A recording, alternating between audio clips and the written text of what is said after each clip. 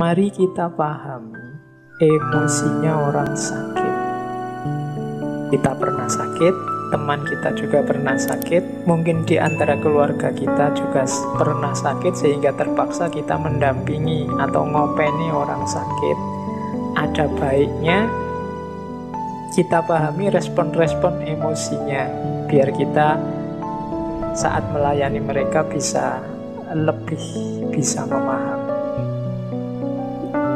Yang pertama, orang sakit itu biasanya ada unsur fear, takut. Dan ada juga unsur anxiety. Anxiety itu cemas. Ini ada beda ya antara fear dan anxiety. Fear itu takut, anxiety itu cemas. Takut itu terhadap sesuatu yang nyata di depan kita, itu takut. Kalau anxiety, cemas itu terhadap sesuatu yang mungkin terjadi di masa depan. Makanya ada penyakit yang namanya gejala kecemasan. Gejala kecemasan ini semacam psikosomatis. Orang-orang yang cemas, sakit cemas ini mungkin orang yang misalnya ya, kita habis layat, ada tetangga kita meninggal karena misalnya serangan jantung atau kena stroke. Nah itu kalau kita terpengaruh oleh tetangga kita yang meninggal, itu kadang-kadang memunculkan kecemasan. Mungkin nanti waktu pulang dada kita berdebar-debar sedikit saja, kita sudah panik. Wah, ini jangan-jangan kena jantung ini. Kepala kita pusing sedikit saja, kita, wah jangan-jangan ini stroke ini. Itu kalau ke dokter dicek tidak ada apa-apa, tapi kita merasa kayak orang kena serangan jantung. Nah itu kalau di kajian kedokteran termasuk psikosomatis sering disebut anxiety disorder. Jadi gangguan kecemasan, bisa jadi penyakit meskipun awalnya hanya cemas. Kadang-kadang ini tidak cuma karena tetangga meninggal, karena kita rajin baca-baca tentang kesehatan. Ada apa sedikit di tubuh kita, kita takut. Kaki kita kesemutan sedikit saja, waduh, ini jangan-jangan gejala stroke ini, kok kesemutan. Kemudian apalah dan seterusnya, itu namanya anxiety. Cemas tentang apa yang terjadi, yang akan datang. Kalau kita punya tetangga, punya teman sedang sakit, jangan ditakut-takuti biar dia tidak cemas. Jadi fear itu kalau sakit tentang sesuatu yang nyata, spesifik. Mas, nanti sampean diinjeksi, rasanya agak sakit sedikit ya, karena itu kan jarum ditusukkan. Terus aduh, takut saya dok, nah itu takut. Jelas yang ditakuti apa, tentang apa. Kalau anxiety tadi tidak jelas. Biasanya terjadi jangan-jangan nanti ini, jangan-jangan nanti itu. Nah, itu kan tidak jelas. Kalau takut jarum tadi kan jelas.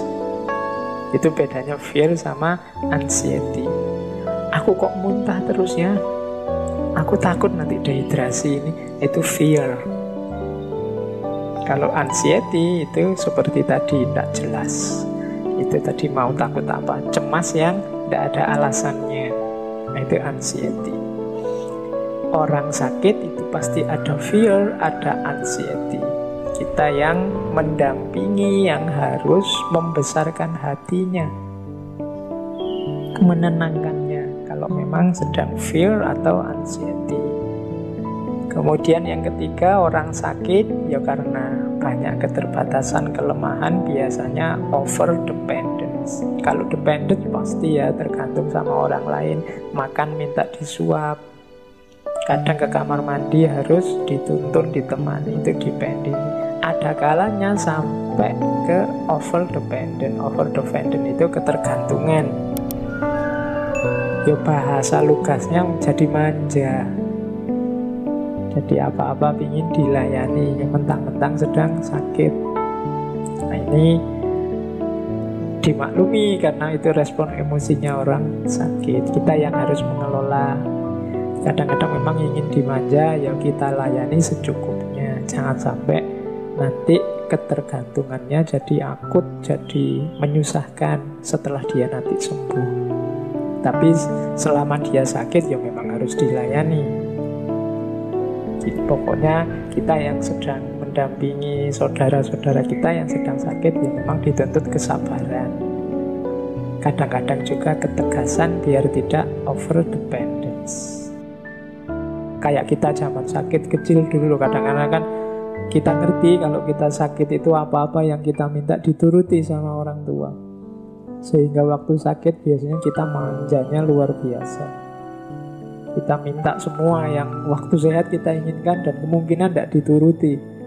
Kita mintanya waktu sakit, atau jangan-jangan kita pura-pura sakit biar dituruti kalau minta sesuatu. Nah, itu harus hati-hati dengan respon emosi. Orang tua pasti ngertilah cara membaca kita, bagaimana merespon kemanjaan kita waktu sakit. Itu over dependence. Ada juga respon emosinya orang sakit, yaitu marah dan hostility, hostile itu benci. Orang sakit itu biasanya marah-marah karena dia merasa sedang lemah, merasa tak berdaya, merasa ada masalah. Itu kadang-kadang ekspresi keluarnya marah.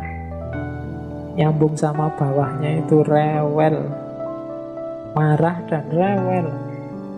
Habis minta apa diberi, terus tidak mau, ganti minta yang lain lagi, itu rewel. Ya kita maklumi karena memang situasinya sedang sakit beliau.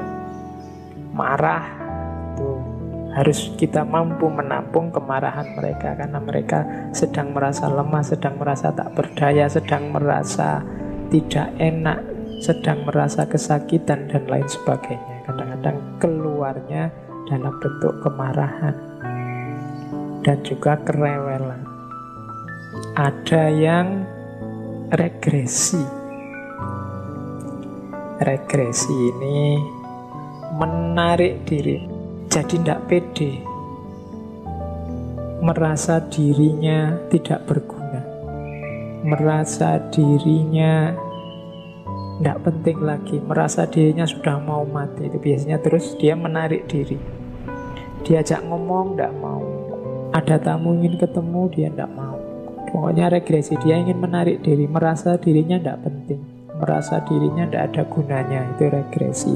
Kitalah yang mendampingi mereka, yang membersamai mereka, harus sabar, kemudian menyingkirkan semua hal-hal negatif yang ada di pikiran mereka. Ya harus pelan-pelan, karena memang kondisinya sedang sakit. Jadi ini, slide ini menurut saya penting untuk kita yang sedang sakit memahami diri, maupun teman-teman yang kebetulan punya keluarga, punya tetangga, punya teman sedang sakit, dan kita punya sedikit atau banyak tanggung jawab, kewajiban untuk melayani mereka. Bagi yang sedang sakit, mungkin jadi bahan refleksi bahwa dalam dirimu yang sakit kadang-kadang muncul emosi, ketakutan, muncul kecemasan, muncul kemanjaan, kerewelan, kemarahan. Ayo dimaklumi, syukur-syukur bisa diatasi sehingga tidak sangat menyusahkan orang yang melayani kita. Jadi ini pentingnya kita memahami emosi-emosi orang yang sedang sakit. Yang terakhir, kalau yang terakhir ini positif, harapan. Ada orang sakit itu yang memang cara berpikirnya positif. Dia penuh harapan, insya Allah nanti sembuh. Kalau sudah sembuh, nanti bisa kembali seperti sedia kala. Tidak lama lagi pasti sembuh, pasti ada obatnya. Ini harapan.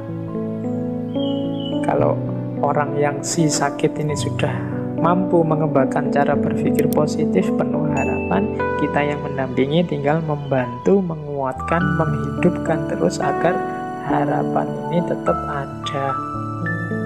Jadi inilah situasi emosional orang yang sedang sakit.